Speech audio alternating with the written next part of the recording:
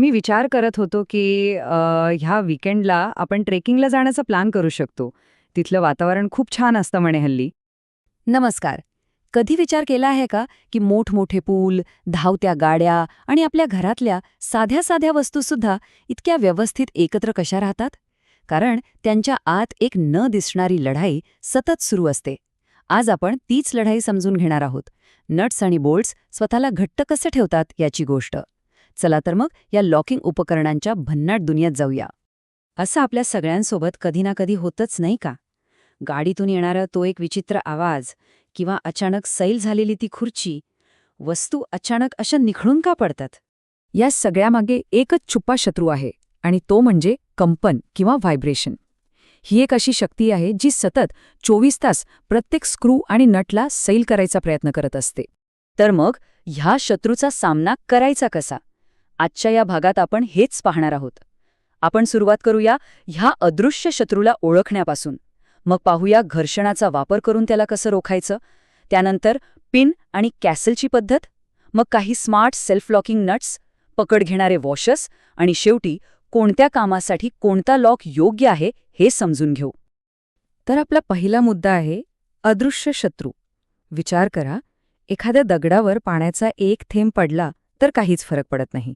पण तेच थेंब सतत हजारो वेळा पडत राहिले तर दगडातही खड्डा पडतो.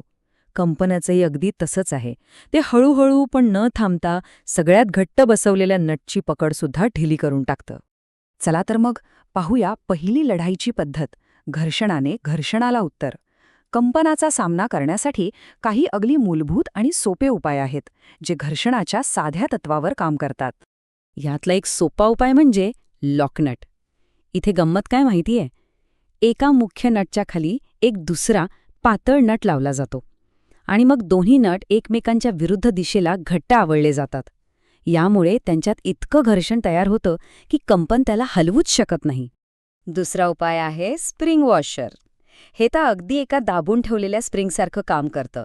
ते नटला सतत मागे ढकलत राहतं. एक प्रकारचा कायमचा दाब, ज्यामुळे नट आणि पृष्ठभाग यांच्यात एक सततचा तणाव राहतो आणि या तणावामुळे नटला फिरायला संधीच मिळत नाही. ओके, तर घर्षण तर झालं, पण काही ठिकाणी फक्त घर्षणावर अवलंबून चालत नाही.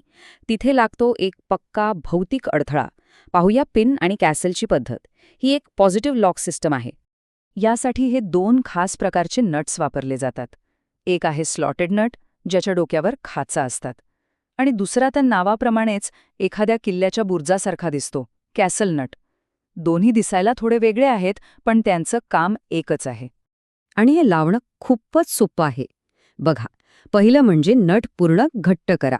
मग नटवरची एखादी खाच बोल्टमधल्या छिद्रासमोर आणा. आता त्यात ही स्प्लिट पिन घाला आणि तिचे पाय विरुद्ध दिशेला वाकवून टाका. झालं काम. आता हा नट जागचा इंचभरी हलणार नाही, कारण पिन त्याला भौतिकरित्या अडवून ठेवते. आता आपण अशा काही नट्सबद्दल बोलूया जे खऱ्या अर्थाने स्मार्ट आहेत. म्हणजे त्यांना लॉक होण्यासाठी बाहेरून कशाचीही गरज लागत नाही.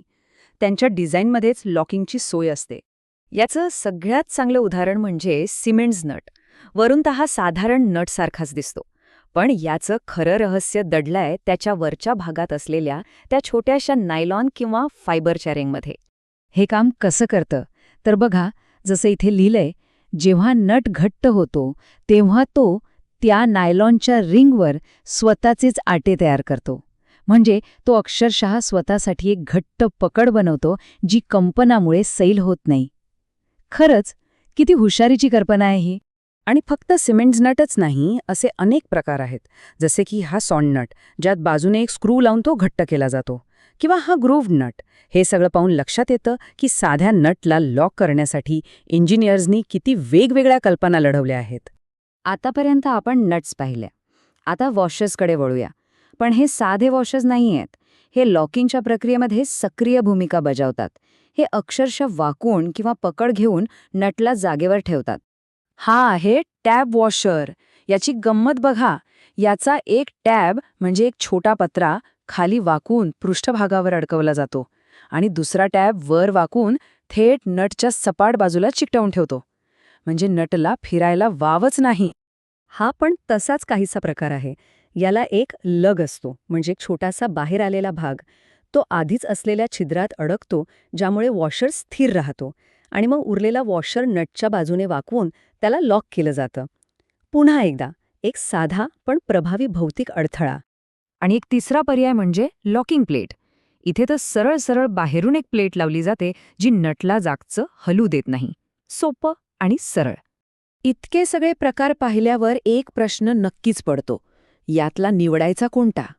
आणि हाच सगळ्यात महत्त्वाचा मुद्दा आहे, कारण प्रत्येक कामासाठी, प्रत्येक परिस्थितीसाठी एक योग्य लॉक असतो. हा तक्ता आपल्याला मदत करेल. बघा, रोजच्या सर्वसाधारण वापरासाठी साधा लॉकनट चालेल, पण जिथे गाडीच्या इंजिनसारखं खूप जास्त कंपन आहे तिथे कॅसल नट आणि पिनच हवी. जिथे नट वारंवार उघडावा लावावा लागतो तिथे सिमंड्स नट बेस्ट आहे. आणि जड मशिनरीसाठी टॅब किंवा लग वॉशरसारखा मजबूत पर्याय लागतो.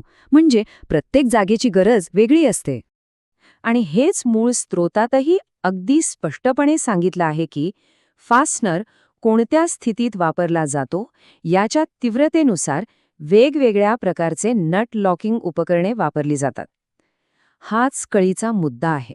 संदर्भ सगळ्यात महत्वाचा आहे. तर मग ह्या सगळ्याचा अर्थ काय?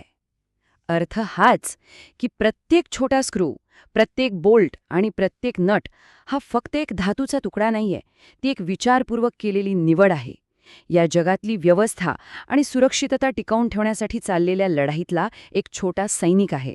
तर पुढच्या वेळी जेव्हा आपण आपल्या आजूबाजूला पाहाल तेव्हा जरा विचार करा, अभियांत्रिकीचे असे कोणते छोटे छोटे न दिसणारे चमत्कार आहेत जे आपलं जग एकत्र टिकवून ठेवत आहेत.